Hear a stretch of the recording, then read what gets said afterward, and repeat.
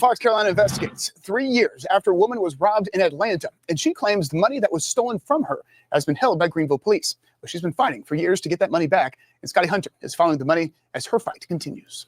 Tamia Sims-Irby says she's locked in a legal fight she never thought she'd face. I'm losing in the end because it's like I'm doing all of this. I'm going through all of this for no reason. She filed a lawsuit back in April, 3 years after she claimed she was beaten and robbed in Atlanta.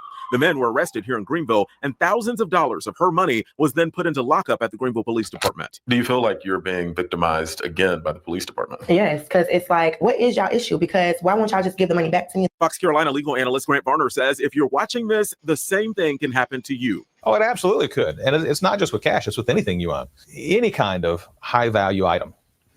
You could find yourself having to spend money to recover your own property. And that is almost always the case. Now, if it was a vehicle, your insurance may help cover or offset some of the costs. But with smaller personal items or cash, there's no insurance coverage available typically to assist in that process. And it falls on you, the property owner, to bear the expense to recover your property very often. In fact, it happens so often, Varner says county law enforcement agencies will often host auctions filled with items people either don't want to or can't afford to recover. I've been in their shoes. So as of right now, what it sounds like is they have stolen a victim's money. So this woman was beaten. She was robbed by whomever. Then they found the people who did it. They got her money back. And now she's being robbed by the police who don't want to give her money back. You found the people who got it. You arrested them. You have her money, but she can't get her money for whatever reason. It's not the first time I heard this. I've heard the police taking money because because you have a large sum of cash on you, and a large sum could be $5,000. This is the first time I heard of this, but I've heard of police taking money before, and then you have to prove that it's your money and how what was the reason for having the cash. And they're saying that they do this with property as well, and then they hold auctions, so they are stealing from people and then profiting off of it. This is insane. And then you have to, as the victim, you have to go and seek legal help to try to get your stuff back, which is going to cost you money. And it may not even be worth it, because if it cost me $2,000 to hire a lawyer to get $500 back, obviously it's not worth it. And they know this. And how this is legal, this is absurd. Like, I don't know. It's not that common, and because it's on a lower level, it's not common enough for politicians to care about. And it's also with people who, unfortunately, politicians just don't care about, which is normally the average person. Who can't afford to lose a couple $100, a couple $1,000. So, I mean, you should be able to sue them because they are holding your money that they know is your money, because they got it from the people that took the money from you, or whatever the item is, whether it's a chain or, a pair of sneakers. I don't care what it is, whatever the item is. Once it's recovered, you give it back to the victim. You don't hold on to it and then tell the victim, no, I'm going to hold on to this. You got to prove this is yours. And if you don't prove it by a certain time, you can buy it back at the auction. Come on.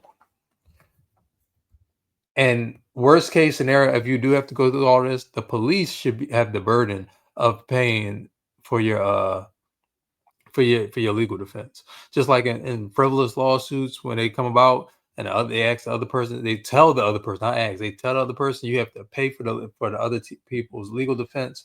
That should be the case. And it was maddening to me, but it's unfortunately, it is what it is. In this case, Sims-Irby says she's tried over and over again to get the money back from the Greenville Police Department with no luck. After several calls and even stopping by the department, she says she was finally told her only option would be to go before a judge and get a court order. All they're doing is sending me out with a little card, phone numbers on the back. I'm calling. It's hard to reach out. I have to wait days later to get a phone call. Their final solution was file a civil suit. And then when I filed a civil suit, then what? She filed this lawsuit, and the Greenville Police Department had 30 days to file a response in court. So far, the agency has not responded. When Fox Carolina first started asking questions about the money more than a month ago, a spokesperson with the Greenville Police Department said they would not comment on the case because of the active lawsuit. The city of Greenville is trying to cover their rear end, protect the taxpayers, and unfortunately for Ms. Sims Irby, she's going to have to take action to recover those funds. Varner calls the case complex. He says the big problem Sims Irby might face is to prove the money actually belongs to her. Cash does have a serial number. Every dollar, every 5, 10, 20, 100 has a serial number, okay? But how many people do you know that write down the serial numbers of something they use daily? No one's tracking those serial numbers, right? And even if you did, there's no real, let's call it a chain of custody to show from the bank to your hand how this money got to you. Sims Irby tells me the men pleaded guilty in the case back in 2023, and she thought she would get her money back then. But she's still waiting. And on top of that, the longer she fights this in court, the less money she'll actually get back. If I told you that they stole, that I was beaten and they stole, wasn't beaten, whatever, I don't give a damn how I got the money. I told you that they took $1,000 from me, and you get with them and they have $1,000 or less, that's my money. If they got $1,001, you keep the $1. I already made the report that $1,000 was taken from me. I didn't hear how much money you got from these people when you arrested them, and then I came up with a number. No, obviously the money is mine. With legal fees and trying to get the court involved, now she's going to be losing out on some of the money that originally she says was stolen from her. I sympathize with her in that aspect. I do not think it's fair that she is going to be penalized trying to recover her funds, right? And it opens a lot of other, the door to a lot of other questions. We'll, of course, continue to follow this one and let you know what the judge decides. All right, Scotty, thanks. And if there's something you think we should investigate, let us know. Send us a tip. Use that email address right there on your screen. Go straight to our investigative team. All right, well, that's that on that. So, if you learned anything from this, just if you're robbed, you unfortunately have to call the police, and the police will probably rob you again. So that's that on that. My name is Gary from fitnessfirstnutrition.com. Please like, comment, share, subscribe, and I'll see you in the next video.